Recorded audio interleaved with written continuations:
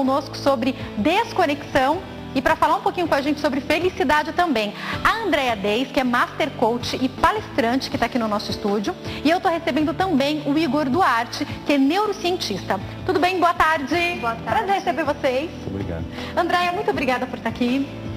Uma felicidade sempre, linda, loira, trazendo felicidade, né? Esse hormônio ele exala, né, doutor? Olha, gente, minha amiga, né, gente? Inclusive minha coach, uma pessoa maravilhosa e que tem me ensinado muita coisa que eu nem imaginava sobre profissão e sobre vida, como a gente pode ter uma visão ainda mais ampliada. A gente vai falar sobre isso. Quero agradecê-lo também, doutor. Muito obrigada por estar aqui, viu? É sempre um prazer estar aqui. Falando sobre dois assuntos, a gente até decidiu nos bastidores, vamos juntar esses assuntos, porque eles se interligam, a Andrea sugeriu, né? Eles estavam batendo papo nos bastidores e a gente viu como esse assunto se interliga. Eu quero começar fazendo um comentário para algumas matérias que a gente viu recentemente. É lógico que a gente escolheu falar sobre a lei da desconexão, porque é um assunto que está muito em alta por conta de uma lei que entrou em vigor no começo de 2017 lá na França. A ideia é que as pessoas fiquem totalmente desconectadas do trabalho fora do seu horário. A gente vai falar sobre esse assunto, mas eu já quero linkar com uma outra matéria que se eu não me engano, isso aconteceu no final do ano passado, eu li recentemente, a Andrea daí estava falando comigo sobre ela. O número de suicídio no Japão, a gente sabe que é muito alto, inclusive entre os jovens. E o CEO de uma das maiores empresas de publicidade lá do Japão se desligou da empresa porque uma de suas cooperadoras, na verdade uma moça que trabalhava lá, tinha feito mais de 105 horas extras no mês e em seguida ela se suicidou. O motivo foi esse, de acordo com as explicações. Ela tinha 24 anos. Eu quero começar perguntando para o doutor. Doutor, qual a relação da felicidade com as nossas escolhas, inclusive a pessoa chega ao ponto de escolher se matar? Puxa, é complicado, né? O excesso de informações atualmente pode estar levando a baixa produção do hormônio que a gente vai falar, que na verdade não é o hormônio, é o neurotransmissor, e levando as pessoas a tomar atitudes extremas, entre elas tirar a própria vida, que é complicado. Eu já vou te perguntar se esse hormônio existe, né? Mas a gente quer entender agora com a Master Coach, Andrea Deis Coach. Eu queria linkar essa pergunta que eu fiz para ele com o seguinte: você já tem mais de 15 mil horas de atendimento, já atendeu vários tipos de profissionais do mundo corporativo em áreas diferentes e com idades diferentes. A gente está falando sobre essa lei de desconexão na França. A gente vê que a lei ela tem um motivo, porque existem de fato pessoas que não aguentam a pressão de trabalhar muito e podem chegar ao ponto de se suicidar, como aconteceu no Japão. São realidades e culturas completamente diferentes, França, Japão, Brasil. Mas como você vê o nosso mundo corporativo hoje? Insuficiência e a própria insuficiência da nossa capacidade de gerir a nossa vida. A partir do momento que vem uma lei que tem que instituir que você tem que se desconectar ou você pode morrer, é porque a gente está sendo insuficientemente capaz de gerir nossa própria vida. Então o que eu vejo no mercado corporativo é justamente isso, as pessoas assustadas, com medo, se sentindo coagidas, porque se não respondem um e-mail, se não fora do horário de trabalho, se não um WhatsApp, elas se sentem inibidas e assim elas podem ser inclusive mandadas embora. Mas completando o que o doutor estava dizendo aqui, o porquê que as pessoas fazem isso? Uma troca de valores, né, Jaque? Se a gente for ver, as pessoas elas começam a entender que o trabalho é tudo da vida e elas não conseguem enxergar que a vida ela é feita de fatias, da espiritualidade, da família, de hobbies, de diversão, de saúde, de esporte e focam toda a sua energia só no trabalho, onde dá o esgotamento mental. Esse esgotamento ele é diagnosticado pelo burnout, e esse burnout aí ele deixa de ser, ele começa a ser uma patologia, né? Ele deixa de ser só comportamental para ser uma doença. Você tem que encaminhar para um médico alguma vez? Aí você tem que encaminhar para o médico. Quando ele passa a ser já um burnout, aí ele é nível clínico mesmo, aí ele vai para o médico e isso é o que tem aumentado o número de suicídios, de depressão, de câncer, dores musculares, doenças de pele. Reflete fisicamente. Doutor, vamos entender um pouquinho.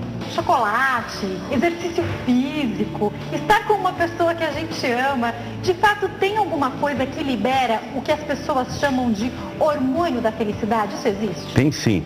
É que na verdade o hormônio da felicidade, que é conhecido como serotonina, não é um hormônio, ele é um neurotransmissor. Tá. Então, os neurônios, eles se conectam através de química. Então, um neurônio libera uma química para ativar o outro neurônio. E aí existe quase 50 neurotransmissores. A serotonina é o neurotransmissor relacionado com o sistema límbico, com as emoções. Então, alguns alimentos têm sim um aminoácido que ajuda o organismo a produzir em maior escala.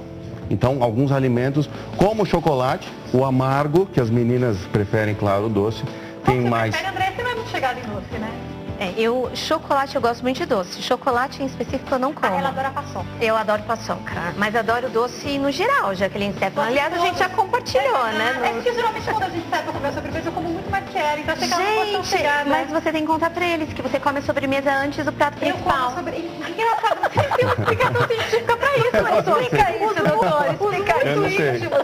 Os muito íntimos, porque não dá pra chegar pela primeira vez no restaurante com uma amiga e pedir primeiro doce, né? Mas os muito íntimos sabem, Andréa Deise é dessas, que eu como a sobremesa primeiro. Outro dia eu até assisti um filme de uma moça que fazia isso e a explicação dela era: vai que o mundo acaba agora, pelo menos eu já comi a sobremesa. E eu particularmente sempre prefiro o doce antes do salgado. Não sei se tem uma explicação, Acho né, que doutora? nem Freud explica essa. É maluca aquela pessoa, né?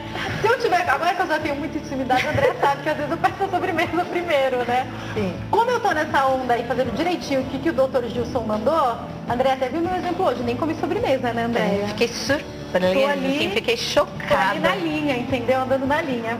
Agora, eu já vou complementar a pergunta pro doutor, mas eu queria falar contigo agora, Andréia. A gente está falando aqui, por exemplo, daquilo que nos traz felicidade. A gente falou sobre alimentos, eu vou te perguntar já sobre situações. Mas eu quero entender, na sua opinião, como coach, como uma pessoa que é especialista em carreira, já vou poder chamá-la de doutora também em breve.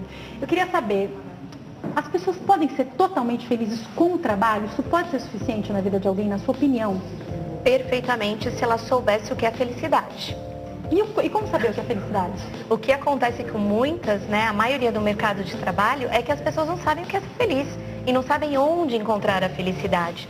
Se eu estou fazendo alguma coisa repetidas vezes e aquilo se torna um fardo para mim, uma obrigação, certamente você não está sendo feliz e você não está exalando o hormônio da felicidade. A felicidade, ela se encontra justamente na leveza que eu trago, no sorrir, em eu fazer sem a obrigação, em eu ter um dom, um talento nato e esse dom ele se exala e as pessoas percebem, ele transcende ao ganho financeiro, ele se torna uma recompensa. Então, o porquê que a maioria das pessoas hoje, segundo as pesquisas, não são felizes? Na verdade, são talvez entre 3% e 5% das pessoas a nível mundo que se consideram felizes na área que escolheu atuar. Então, as pessoas hoje sobrevivem, elas pagam contas, porque a maioria faz a escolha errada. Ela faz pelo ganho, ela faz pelo ter, pelo imediatismo, o que me traz uma maior renda no menor tempo. Isso não é o que causa a felicidade, né? Então, a felicidade, ela está realmente no mais simples e não no mais complexo. Doutor, as situações também podem liberar esse hormônio, que não é um hormônio, a gente já entendeu? Entre aspas, né? Ele precisa ter a fonte que vem do alimento. Tá. E ele tem que ter uma vida, como a doutora falou, em equilíbrio. Senão, você tem uma vida no limite do estresse e aí produz um outro hormônio, que é o hormônio da infelicidade, que também é conhecido. O cortisol pode atrapalhar a produção de alguns neurotransmissores e aí isso abala psicologicamente a função, inclusive a parte funcional do sistema nervoso, deprime e aí o indivíduo tem uma vida desequilibrada, pode desenvolver até síndromes psiquiátricas. Eu conversava com a doutora aqui, que estão em alta. Doutor, quais outros alimentos além do chocolate? O ovo, ele é rico em triptofano, que esse é o precursor da serotonina. O ovo? O ovo. Você sabia disso? Não, o ovo não. Então, o ovo, ele era do mal alguns anos atrás, agora o ovo é do bem. Outro dia eu ouvi Laíra Ribeiro explicando sobre os 5 principais alimentos e depois do leite materno veio o coco e depois acho que já veio o ovo, né? O ovo. Então, tá em alta. O ovo é... Matava de colesterol recentemente. É verdade. Mas tome cuidado, porque o ovo frito ainda faz mal, mas não o ovo, a fritura, o óleo. Perfeito. Então, o ovo cozido, ele faz bem. Ele tem triptofano, que produz serotonina, e ele tem tirosina, que produz dopamina, que também vai atuar no bem-estar e no equilíbrio do funcionamento do sistema nervoso. Gente, ovo é só bom. Eu ouvi uma sugestão interessante, aí o doutor vai poder até falar, para utilizar o próprio óleo de coco, por exemplo, bem pouquinho, para você fazer o seu omelete, por exemplo. É uma boa? O óleo de coco, ele não satura. E então, a tendência atual da nutrição é utilizar substituir o óleo convencional pelo óleo de coco, que inclusive tem benefícios fantásticos para a saúde. O coco em geral, a água de coco, cada vez mais está sendo introduzido na cozinha com efeitos positivos. Doutor, pra gente, como é que funciona no cérebro isso, para a gente entender? A pessoa comeu um alimento que tem essa função, e aí? Tudo bem. Primeiro, a produção da serotonina se dá primariamente no intestino. Então você se alimentou lá, o triptofano, que o ovo tem, alguns grãos tem. O intestino vai produzir a serotonina, que ela consegue chegar no sistema nervoso. Tem uma área do cérebro, se você me permite. Por favor. Tá. Chama mesencéfalo. Nessa região do mesencéfalo chama núcleus da RAF. É a área onde os neurônios produzem a serotonina, no cérebro. E essa serotonina, ela vai atingir essa parte superior, chama giro do cíngulo, que está relacionado à parte emocional. Ela vai manter o sistema límbico atuante, mas de forma positiva, não vai mantê-la funcionante em baixa. E isso mantém o humor da pessoa ativo.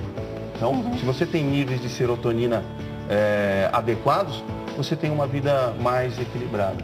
Eu quero saber, já, do ponto de vista do doutor, o que é felicidade? Porque, e daí eu pergunto, a gente falou sobre alimento, a gente falou sobre situação, eu quero perguntar sobre escolha, ser ou não feliz no lugar que você está, e eu vou complementar o nosso tema agora com a Andréa, por causa do seguinte, coach.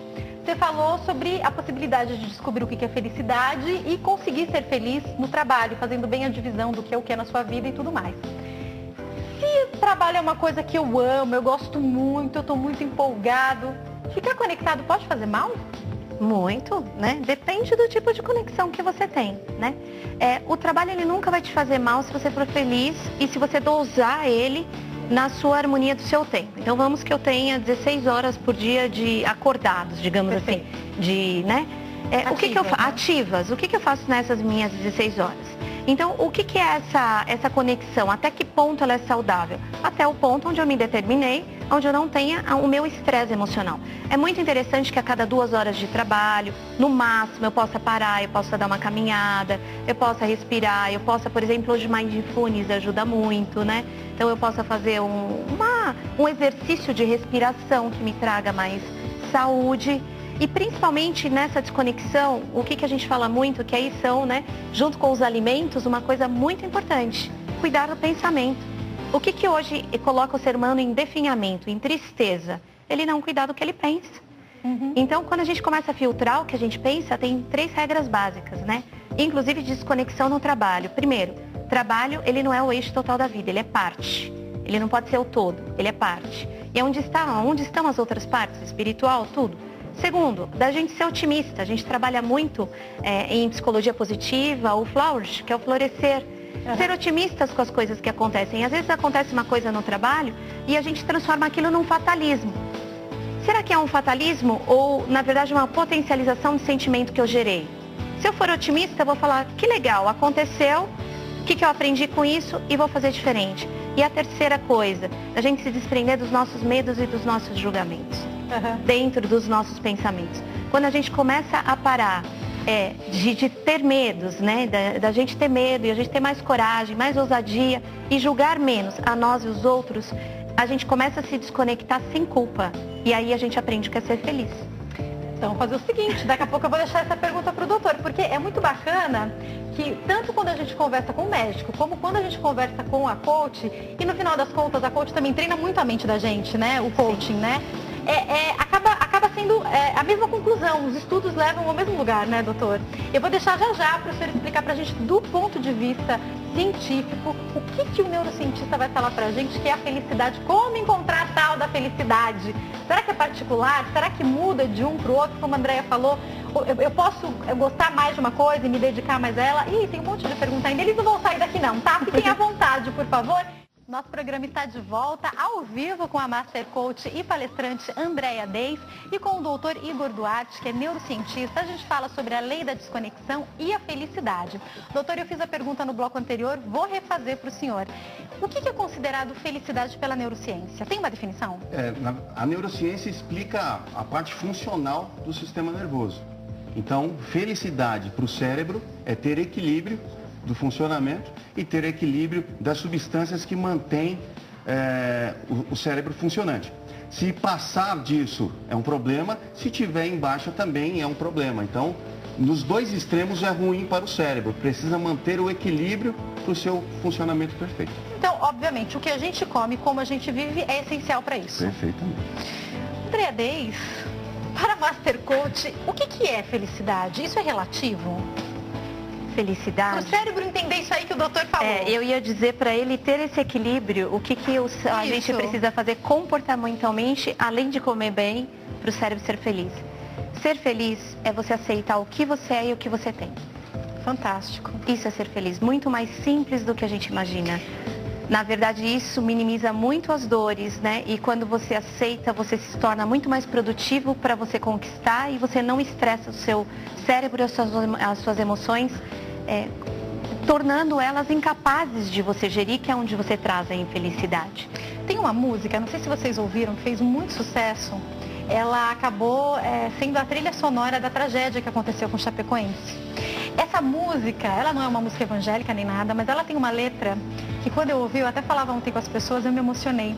Em um determinado momento, eu não sei se é com essas palavras, porque eu não decorei a música, ela fala que não é sobre chegar ao topo, é sobre como você lida com a escalada para chegar lá. Eu acho que é por aí, não é, coach? É por aí, né? Às vezes a gente está muito mais preocupado na chegada, é onde gera o estresse.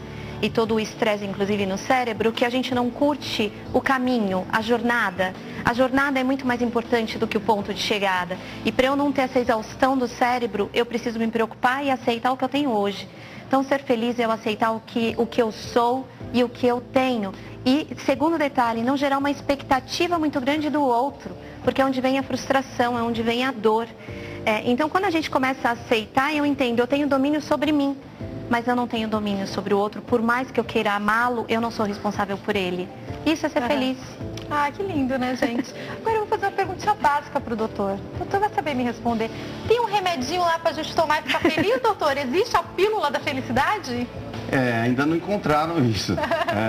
Na verdade, tem alguns tratamentos... Tem que fazer coaching, né? Tem a coach, doutor. Olha, mas o coach ainda não vem em pílulas. Ainda não. Que bom, né, doutora? Na verdade, existem alguns medicamentos que melhoram o humor da pessoa, mas esse medicamento ele é prescrito por um especialista, pelo psiquiatra. Isso faz parte de um tratamento. Ele pode ajudar a equilibrar isso? Não pode utilizar isso a vida inteira. Perfeito. Tem um momento. Então, o psiquiatra ele vai tratar com o medicamento e vai indicar para um profissional, como a doutora, que vai juntar os dois tratamentos e vai levantar esse indivíduo. A serotonina, ela ativa os neurônios. Os medicamentos, ela mantém a serotonina no meio da comunicação que chama de sinapse. Então a serotonina ali por um período maior eleva o humor da pessoa, mas eleva de forma artificial. O medicamento está induzindo ela a ter um humor elevado. Precisa ir lá na fonte e tratar o problema. Nesse caso, utiliza profissionais como a doutora que consegue fazer isso. A pílula da felicidade. A pílula da felicidade no programa, gente. Agora eu queria entender mais um pouco essa questão do nosso cérebro, doutor. A gente falava até nos bastidores aqui no break, a Andréa Deis tocou no ponto do medo, da falta de coragem ou da necessidade de coragem. Como administrar isso de uma maneira funcional, falando sobre o corpo? O medo, ele está relacionado com uma estrutura no cérebro chamada amígdala. Em outra ocasião a gente falou da amígdala. Falou isso, eu lembro. Sempre que importante. Ele até explicou que não é aquilo lá que a gente tem na garganta. Cuidado, quando fala de amígdala, as pessoas falam assim, mas é assim que me deixa dessa forma. E a amígdala está relacionada com o medo. E o medo deixa as pessoas introspectivas, como tímidas. E existe um hormônio produzido pela glândula hipófise. As mulheres têm esse hormônio mais do que os homens, talvez seja esse o motivo por que sejam mais desinibidas, mais comunicativas, que é ocitocina. Esse é um hormônio conhecido pela sua ação no útero durante o parto. Ele ajuda a expulsar o leite, mas a ocitocina ajuda a baixar a atividade dos neurônios dessas amígdalas. Baixa o medo do indivíduo e ele consegue se socializar com uma facilidade melhor. Então, a ocitocina hoje ela é conhecida como o hormônio da socialização. Tem alguns sites falando que é o hormônio do amor, da relação interpessoal. E esse consegue comprar numa farmácia em spray, utiliza. Ah, legal. Né? Você aperta lá o spray no nariz, ele consegue chegar no cérebro. Também indicado por um médico. Com certeza. Então, os medicamentos devem ser sempre respeitados, pelo né? seu profissional. Agora, eu recebi algumas mensagens aqui, entre elas, deixa eu agradecer o Ivo, que sempre participa também, mandou um recado falando que o que deixa ele feliz é uma boa música. Divair Santos falou que o que deixa ele mais feliz é ouvir a palavra de Deus. Daqui a pouco eu coloco a resposta da Simone, que é sobre outra área. Coach, a gente consegue... Tem alguma coisa que a gente gosta mais na vida, é óbvio isso. Então, geralmente a mãe, se pudesse, ficaria o tempo inteiro com os filhos. Mas, eu tô falando sobre a minha geração que eu percebo. Quando ela fica muito tempo em casa com os filhos, ela começa a sentir falta do trabalho. E daí eu queria te perguntar, mesmo que seja algo que a gente ama muito, a felicidade de fato, ela tá em várias coisas, não? Felicidade, ela está em tudo. A felicidade está em cada segundo do que a gente faz. A felicidade, ela é o como, ela não é o quê. Perfeito. Ela é o como eu vivo cada instante da minha vida, né? A gente estava falando de medicamentos. A gente precisa aprender a ser feliz, com todo o respeito, sem só os medicamentos, claro, porque senão eles vão se tornar uma droga pro resto da vida. A gente precisa aprender como o organismo responde aos nossos pontos de prazer e aos hormônios da felicidade. Caminhar, dançar, cantar, ouvir música, fazer esporte, mexer o corpo, né? Então, essa felicidade que às vezes as pessoas buscam, elas nunca vão conquistar.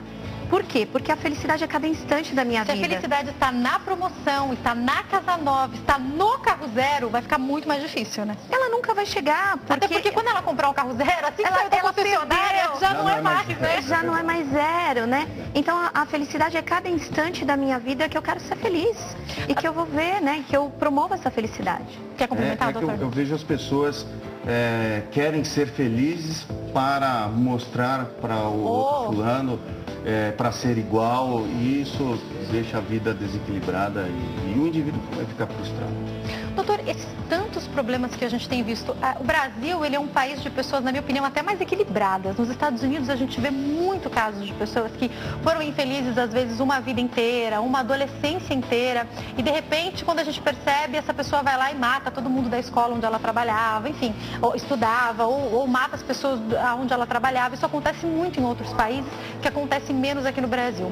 Mas esse desequilíbrio da sociedade está, de fato, relacionado à falta de felicidade ou uma série de desequilíbrios no cérebro? Eu acredito que está relacionado a uma série de fatores externos que vão influenciar no sistema nervoso. Aí, esses fatores externos do indivíduo que não tem o trabalho que ele gostaria de ter, ele não tem a família que gostaria de ter, ele não tem... Ele vive a vida que ele não gostaria de ter. Então, o ideal para você manter, para você equilibrar a química cerebral, é encontrar o que você gostaria de fazer. Sabe aquilo que você faria até de graça? Então, eu faria de graça isso daqui, mas é o meu trabalho, eu ganho por isso. Isso é ótimo. Levantar de manhã cedo para fazer o que você não gosta, isso traz estresse o dia inteiro, a semana inteira, o mês, o ano inteiro. Imagina trabalhar 35 anos, 40 anos fazendo aquilo que você não gosta. Você teve uma vida infeliz, né? E eu sinto muito, mas a vida passou para você e vai difícil recuperar isso. É impossível, aliás. Eu vou te deixar então essa pergunta, Andréa Deis. A pergunta é: e a pessoa que está infeliz no trabalho? A gente vive um momento aqui no Brasil de quase 14 milhões de pessoas desempregadas. Já até chegou a isso, talvez até tenha passado por conta das estatísticas. E a minha pergunta é, as pessoas não estão podendo escolher, né? Então tem gente ali falando, olha, eu consegui esse bico aqui, eu consegui isso, eu vou agarrar com unhas e dentes. Por quê? Porque eu preciso sobreviver. Como lidar com isso? Eu posso, por um momento, conseguir ser feliz não estando na profissão que eu amo, me preparando para ir para aquilo que eu amo? E eu digo isso porque, além de mim, eu tenho outros 2 profissionais aqui que a gente vê nos olhos que amam o que fazem. Eu amo absolutamente tudo na minha profissão. Andréa Deis ama o que ela faz, o doutor ama o que ele faz. Só que o que eu acho que vale lembrar é que o que provavelmente você em casa, que talvez esteja assistindo, e a gente recebe às vezes alguns comentários, mas as vidas perfeitas, o que você não sabe é o que foi galgado para se chegar onde se chegou. E todas as dificuldades que talvez o doutor tenha tido, noites sem dormir, festas que ele escolheu não ir para poder estudar e se profissionalizar. Eu conheço a história da Andréa, em breve nós teremos um livro lançado contando a história dela, de todas as dificuldades para hoje poder te atender. Então, nada é tão fácil, né? Não. Eu vou te perguntar já sobre essa trilha, já volto a perguntar também para o doutor. E agora eu volto a perguntar para a nossa coach, a pergunta que eu fiz agora há pouco. Coach, como mensurar essa felicidade se eu estou trabalhando em alguma coisa que eu não gosto? A primeira coisa que eu preciso entender é o que eu não gosto, como lidar com o que eu não gosto. E a hora que eu começo a mudar o conceito do que eu não gosto para o que eu gosto, certamente eu vou tratar isso de forma mais leve, vou simplificar isso. Eu preciso começar a racionalizar o que eu faço e não levar tanto para as emoções. Tá. Eu escolho a emoção que eu quero sentir e eu racionalizo a que eu não quero sentir. O trabalho, o que ele precisaria ser? Ele é um trabalho que me remunera e é o que a gente está falando, ele é a sobrevivência. Não necessariamente ele vai ter que me causar emoções. É que a gente busca muito no trabalho, né? Aquele negócio, eu tenho amigos. Eu falo muito isso no mercado corporativo. Gente, esquece isso. Trabalho não é playground. Sofre porque na hora da promoção o melhor amigo fez tudo que era necessário, passou por cima dela para conseguir a promoção, pronto. Aí já é uma sofrência, como dizem, né? E aí eu vou entrar num definhamento e pronto, não sou mais feliz. Então, como lidar com o dia a dia? A gente está falando de 12 milhões. O que eu não sabia, que saiu uma pesquisa também, na verdade é muito maior, porque existem 11 milhões já em desalento, pessoas que desistiram. Uau. Então isso está muito sério, porque 11 milhões juntando com esses dois já dão 23 milhões. E existem as estatísticas onde essas pessoas elas desistiram. E desistir já passou desse estágio, inclusive, de felicidade em infelicidade, ela desistiu. O cérebro pode ter um pane, né? uma pane nessa hora, não? E nesse momento o indivíduo vai tomar atitudes extremas, como dar cabo da própria vida. Exatamente, né? Então eu preciso começar a ter responsabilidade pela felicidade que eu quero conquistar. Eu sou responsável pela maneira como eu recebo. E aí é lógico que tem as minhas pílulas, doutor, né? E eu diria que é o filtro, né? A gente precisa entender que a gente não pode ser tão esponja. O brasileiro, o latino, ele é muito esponja. Você falou, ele se magoa, ele é muito mimimi, Jaqueline Stefano, né? É verdade. Então a gente precisa ser filtro e não tão esponja. Olha, aquilo foi dito porque é um trabalho, ele é racional, é um processo, eu mudo ele, mas ele não entra em mim. Eu escolho o que eu entro no meu coração e o que o meu cérebro vai potencializar. Eu escolho ser feliz ou não. Eu escolho ser feliz ou não, é isso. Doutor, eu queria ainda entender mais sobre essa funcionalidade do cérebro para a gente caminhar para o fim do nosso bate-papo, que é... O cérebro também é muito inteligente. A gente sabe que ele vai filtrando e vai nos ajudando. Eu conheço pessoas que chegaram ao ponto de chegar com quase um negócio mesmo no hospital. A pessoa fala que sentiu muita dor, ela teve um pico de estresse muito alto, muitas vezes por causa do trabalho, pode ser por qualquer outro motivo. A pessoa diz que treme, diz que as mãos travam, sente dormência no corpo e muitas vezes vão assim para o hospital. O cérebro tem um tanto que ele consegue equilibrar, chega uma hora que não tem o que fazer? Chega uma hora que ele entra em parafuso. E aí... O engraçado é que ele vem trazendo alguns sintomas antes, só que as pessoas não percebem pelo dia a dia, pela sua rotina, e acaba percebendo que algo está errado quando já está no limite. E é o momento que vai procurar o especialista e nesse momento não tem o que fazer, o medicamento deve ser utilizado. O indivíduo tem que procurar um especialista quando ele sentir que alguma coisa não está legal, mas ainda está bem. O indivíduo começou a ter sudorese excessiva, é um sinal interessante. Eu estou bem, não está calor, e eu comecei a sentir alguns tremores, ouço muito falar, eu senti alguns tremores no chão. O que é isso? Procure um especialista, ele que vai dizer se você tem alguma coisa ou não. Normalmente isso é relacionado ao estresse. Esse estresse constante, dia após dia, pode levar o cérebro a funcionar no seu máximo e trazer complicações de ordem psiquiátrica. Infelizmente, eu vou estar caminhando para as últimas perguntas. Eu vou perguntar para a Andréa, lógico, mas eu quero perguntar para o senhor, doutor, na sua opinião como profissional, né, da sua área. O senhor acha que essa lei da desconexão pega aqui no Brasil? Puxa, é complicado. Quando a doutora apresentou isso, eu nunca tinha pensado, não havia pensado nisso. Eu falei assim, caramba, porque as pessoas estão tão conectadas que talvez vai gerar um estresse ao desconectá-las. Eu nem vou contar isso para minha produção, mas ontem, às vezes o Ronaldo manda alguma coisa, eu falo, Ronaldo, você precisa da lei do desconectado, mas eu vou contar uma coisa para ele e para minha equipe. Ontem era mais ou menos 11 horas da noite, eu lembrei de um negócio importante do programa, eu peguei o WhatsApp, eu falei, eu não posso, são 11 da noite, amanhã eu falo com ele, porque eu preciso resolver isso agora. E pera que essa produção, que se deixar, a gente fica falando. E a minha pergunta agora é para você, especialista em carreira. Você acha que isso pode pegar aqui no Brasil? Eu acho que isso vai pegar, porque é o que a gente está falando da medicina, inclusive dos hospitais do futuro. Se as pessoas não conseguem controlar as suas vidas, o governo vai ter que fazer alguma coisa. Não é problema a gente não conseguir dar conta de entender quando a gente tem que parar? Você sabe por quê? Você vai colocar a nação em subfuncionamento. As pessoas, quanto mais doentes, elas vão produzir menos. Então, se você não consegue coordenar a sua vida, se você não consegue se apropriar dela, eu vou ter que cuidar de você. Porque senão eu vou ter um povo, uma nação, famílias doentes. E quanto mais doentes, menos produtivas. E aí, o que vai ser das nossas famílias, das nossas empresas, das nossas vidas? Eu tenho certeza que vocês dois trabalham muito, absoluta. André, eu sei porque eu convivo. E o doutor também, pela profissão, eu tenho certeza. Eu aposto que em muitos momentos está conectado fora do que seria o horário de trabalho. Como a gente vai equilibrar isso, Andréia? Eu acho que isso a gente vai equilibrar justamente na dosagem do dia a dia. Eu acho que ela veio de forma radical nos países que ela chegou, né? Olha, a partir desse horário você desconecta. Como que você faz isso durante o dia? Você se permitindo algumas desconexões.